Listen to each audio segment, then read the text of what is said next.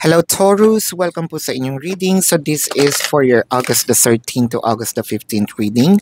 Para po sa mga bago, don't forget to click the subscribe button, smash the like button, comment below kung kayo po ay nakaka-resonate and hit the notification bell. Kung gusto niyo po ng dalawang reading sa akin, dun po sa kabilang channel, that is Babaylan TV. Yan po ang ating unang channel catered for our international audience. Ano po? So, kung hindi nyo po maabutan yung live sessions, pwede naman kayo magtanong dito sa comment section as long as the question is answerable by yes or no.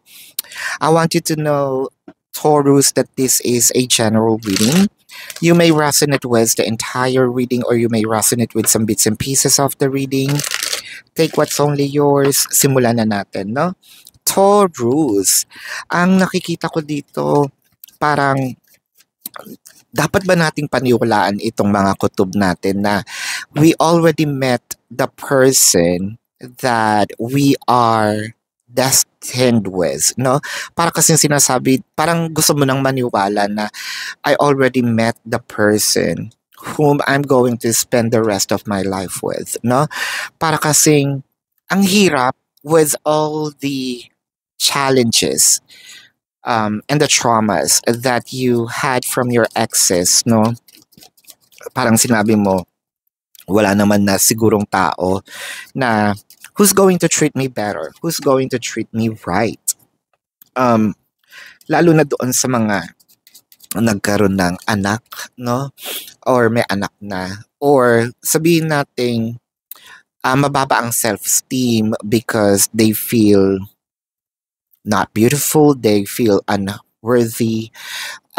Dahil nga, ito nga ang masasabi ko, Taurus. Just because people make you feel that you are not worthy enough, it doesn't mean that they are correct. Now, the worthiness of yours, the value of yours is going to be decided by you, no? How are you going to treat yourself is a way to tell the world how are they going to treat you as well. So, with that being said, kung ganun kababa ang self-esteem natin, baka, this is just my 2 cents, hindi kaya tayo din ang may issue or may problema kasi kung hindi natin navavalue din ang sarili natin, paano tayo maivavalue ng iba? Tulad nung kung paano natin hinihingi itong pagmamahal natin, no? Ang tanong, mahal din ba natin ang ating sarili? I think what hurts here is there may be high expectations from this connection. There's actually fights, challenges. For a few numbers of you, this person probably betrayed your trust. It's really hard to trust a person for those people whom really broke your heart. No, especially when it comes to betrayal of trust. For a few numbers of you, baka nailagay pa tayo sa third party situation. Pero from what I am seeing in here, yes, it may be hard. The person might not mention that they are in a relationship, but I feel like this person saw something in you, saw something that parang wala doon sa relationship nila. I also felt like this person also hurt. Dito natin maipapasok yung song na Bakit Ngayon Ka Lang. They're not actually even looking for love at all. Pero nung dumating ka, hindi rin naman nila masasabi na, again, I'm not advocating third party ha. Ang inaano ko lang dito, and I'm not even making pagtanggol itong mga tao, no, who placed you in a third party situation. What I am explaining here is how they felt na I wasn't even looking for love at all. You just came in, ano magagawa ko, tumibok yung puso ko, no? Yun nga lang, the issue in here, or the problem the problem in here should be on that person kasi they know, no? They know na they are in a committed relationship but they still pursue you. So, nawalan sila ng control. Hindi nila kinaya yung attraction nila sa'yo, no? the Nine of Cups and the Eight of Pentacles, I felt like you're the kind of person whom they're gonna, parang ito yung pinangarap kong tao, no? I think that they saw you at work. They're working on it. You probably worked with this person for quite a while or just knew. It doesn't matter. But it felt like, eto nga, no? We found love in a very strange places, no? Pasok Rihanna. The Moon card, the Six of Swords, Page of Pentacles, and the Four of, eto na nga. So, I felt like there may be some pauses in the connection. Ayokong masabi or sabihin na break na. I can say pause, no?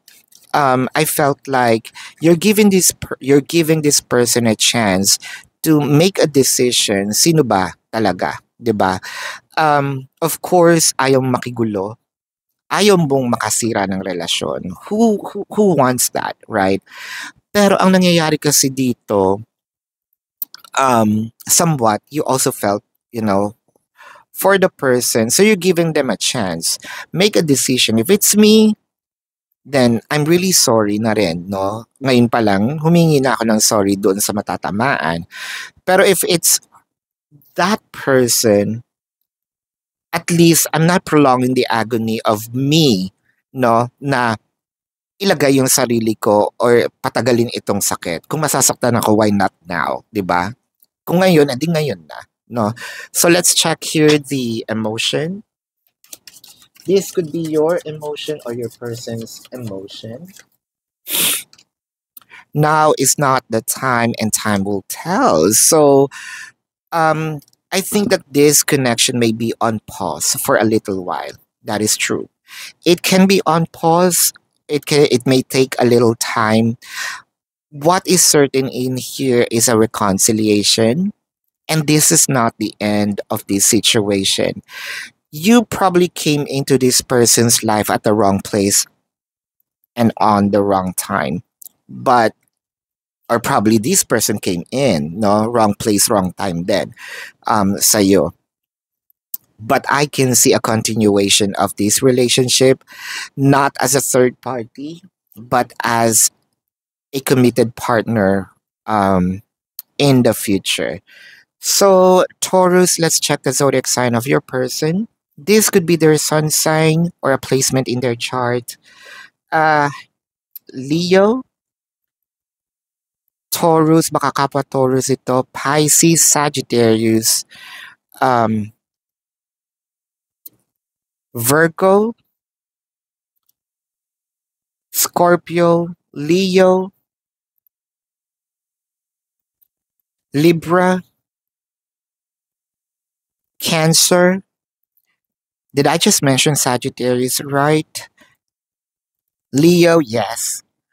Yeah, so this is your reading, Taurus. For those of you who's new to the channel, don't forget to click the subscribe button, smash the like button, comment below kung kayo po'y nakaka-resonate, and hit the notification bell. Kung gusto nyo pong sumali sa ating live sessions, dun po yan sa kabilang channel, that is Babaylan TV.